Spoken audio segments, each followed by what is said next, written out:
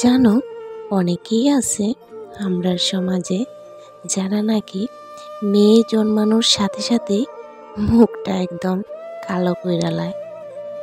অনেকেই আছে মেয়েরারে একদম বাতিলের খাতায় ফালাইয়া রেখা দেয়।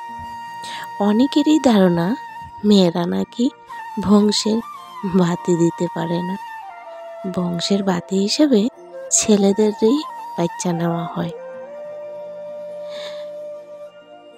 অনেকেরই ধারণা মা বাবার শেষ সময়ে ছেলেরাই একমাত্র সম্বল, মা বাবার সুখ দুঃখে ছেলেরাই পাশে দাঁড়ায়। এই কথাটা কতটা সত্য আমি সঠিক জানি না। এই কথাটা যারা কয় তারা হয়তো বাস্তবতার সাথে পরিচিতই না। এই কথাটা তোমরা কে লেখা কইতাছি অবশ্যই বুঝতে পারবা। এই ভিডিওটা ছিল আমার নিজের হাতে করা। ওইখানে তোমরা দেখতেই পাইতেছ আমি অপেক্ষা করতেছিলাম হসপিটালে। মারে হসপিটালের বেডের মধ্যে শুয়াইয়া রাখা এখানে আমি সব কিছু নিয়ে অপেক্ষা করতেছিলাম। হঠাৎ নার্স আমারে ডাক দিল। তারপর নার্সের কাছে গেলাম। যাওয়ার পর কইল মায়ের হাতটা একটু ধরার লেগা, কারণ মারে নাকি স্যালাইন দিব। আমি তো আবার ইঞ্জেকশনে প্রচুর ভয় পাই, তো মুখটা ঘুরিয়ে রাখছিলাম। নার্স আমারে কইতাছিল এত ভয় পাইলে কি হইব, মায়ের পাশে তো থাকতে লাগবো, এত ভয় পাইলে হয় না, মারে ধরো, মায়ের ইঞ্জেকশন দেব। বাস ধরলাম। তারপর মারে স্যালাইনটা দিল।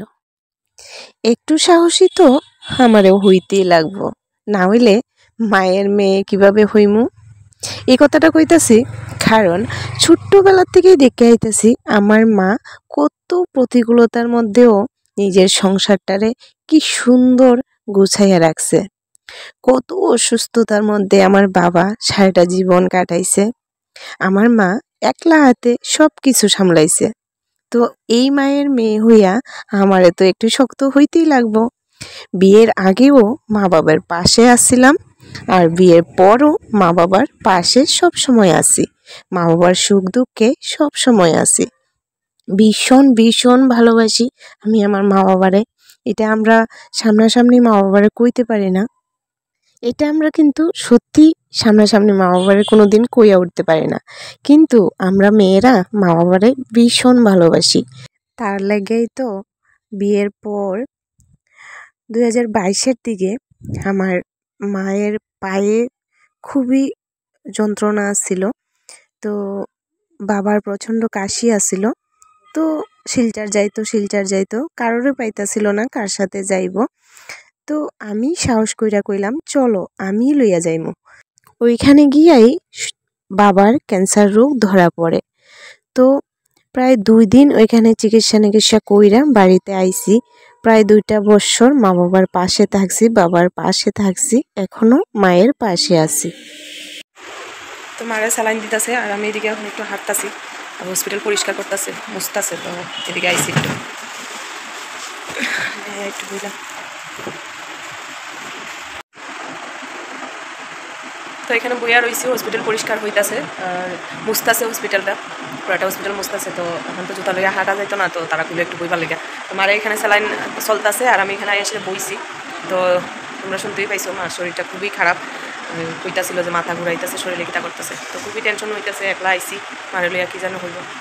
তো এখন তো মার কাছেও নাই, এখানে আইয়া বইলাম, শরীরটা খুবই খারাপ হইয়া গেছে, মাথা ঘুরাইতেছে, শরীরে কিতা করতেছে।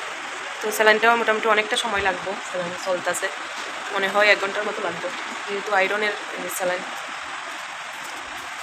কিন্তু আয়রন অনেকটা সময় লাগবে।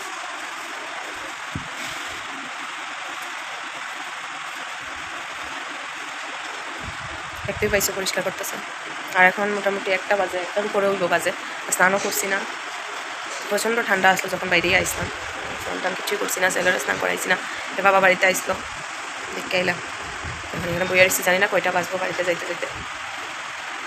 খুবই টেনশন, মনটা খুবই খারাপ হইয়া যায়। কিছুদিন আগে মাত্র বাবারে হারাইলাম, 6 ডিসেম্বর বাবা মারা গেছে ক্যান্সার রোগে, তোমরা জানো, লাংস ক্যান্সার। আর বাবারে যত্ন করতে করতে এবার মাও খুবই অসুস্থ। ডাক্তার দেখাইছি, ডাক্তারে কইল রক্ত কম, প্রেশার লো,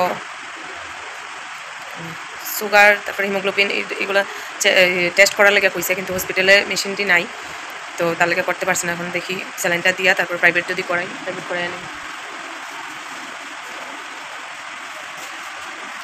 বইয়া রয়েছে অনেকটাই সময় লাগবে ইঞ্জেকশনটা হইতে। ইঞ্জেকশন সরি কিতা কই আমারও দেখো মাথা ঠিক নাই, কে কইতেছে। স্যালাইনটা অনেকটাই সময় লাগবে, প্রায় 1 ঘন্টার মতো লাগবে।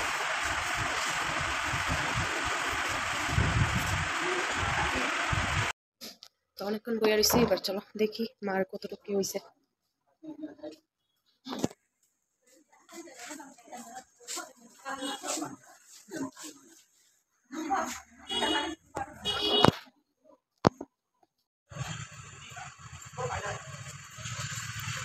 দেখো মাত্র এতটুকু হয়েছে, আরও অনেক সময় লাগবে, প্রায় 1 ঘন্টা লাগবে বলতেছে।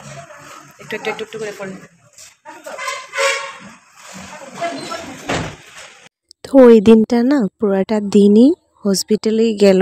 একদম সন্ধ্যার সময় বাড়িতে গেছি, গিয়ে স্নান টান করলাম। আর মা বাড়িতে গেছে বাবার বাড়িতে। তো যেহেতু বাবার বাড়ি কাছে, মা বাবা যখন ডাকে যাইতে পারি, বাবা তো এখন আর নাই, মা আছে, তো যখনই ডাকে যাইতে পারি, মা বাবার পাশে থাকতে পারি, ওইটাই কিন্তু অনেক। তো আমরা মেয়েরা কিন্তু চাইলে নিজের সংসার সামলাইয়া সব কিছুই করতে পারি, নিজের মা বাবার পাশেও থাকতে পারি, তাই না? আমি বই এখানে দিয়া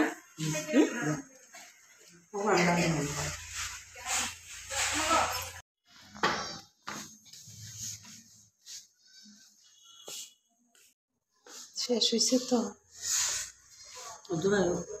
আর একটু আছে। করতো না ওই জায়গাটা, এদিকে লাগাই জায়গাটা জাগাতে ডাকবে।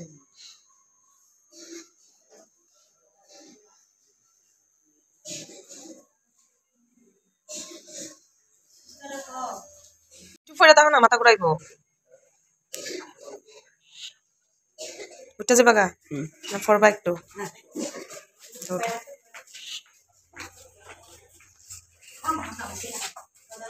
একটু ব্যাগ লোন লাগবে, ব্যাগের ভিতরে ঢুকাইতে লাগবে। তো তোমরা দেখতেই পাইতেছো ওই ভিডিওটার মধ্যে মার স্যালাইন দেওয়া কমপ্লিট হয়েছিল। তারপর মারে নিয়ে গেছিলাম ফার্মেসিতে, ওষুধ নিলাম, তারপর মারে একটু টিফিন খাওয়াইলাম যেহেতু শরীরটা দুর্বল। তো তারপর আস্তে ধীরে রওনা দিছিলাম বাড়িতে। তো দেখো বন্ধুরা, এই কাজকর্মটা কিন্তু মা একলা কোনো মতেই করতে পারতাছিল না, যেহেতু শরীরটা ভীষণই দুর্বল। তো আমি মেয়ে হিসাবে কিন্তু মার পাশে থাকছি। তো ছেলে হোক মেয়ে হোক, মা বাবার পাশে কিন্তু সবাই থাকতে পারে। তো এটা কিন্তু আগের সময়টা রইছে না যে মেয়েরা বিয়া দিয়ে লাইলাম মানে শেষ, বছরে একবার আইলো দেখলো গেল গা, এরকম না। এখন কিন্তু মেয়েরাও কিন্তু ছেলেরার মতো দায়িত্ব নিতে শিক্ষা লাইছে। এখনকার যুগে সত্যি মেয়েরা কিন্তু চাইলে সব কিছু করতে পারে। প্রায়শই আমরা সমাজে চলতে গেলে প্রায়ই দেখি অনেক মেয়েরা সারা জীবন, আমার এমনও দেখা আছে, এমনও মেয়ে আছে সারাটা জীবন ত্যাগ দিয়া লাইছে মায়ের সেবা করতে করতে, বাবার সেবা করতে করতে।